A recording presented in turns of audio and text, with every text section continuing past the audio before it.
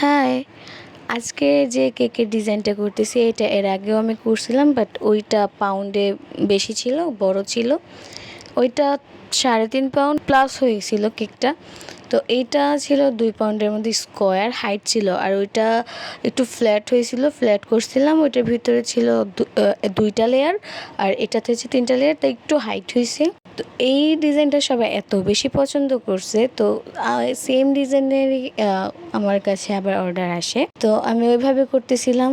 তো এই ডিজাইনটা করতে যে কতগুলো পাইপিং নষ্ট হয় ভাই, আর পাইপিংয়ের যেই কোয়ালিটি করছে এখন খুবই বাজে।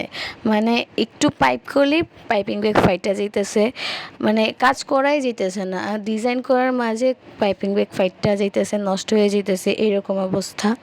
তো এই ডিজাইনটা করতে আমার না হইলেও 5-6টা পাইপিং নষ্ট হয়েছে। মানে আমি পাইপ করি আর পাইপিং ব্যাগ ফাইটা যায়, পাইপ করি আর পাইপিং ব্যাগ ফাইটা যায়।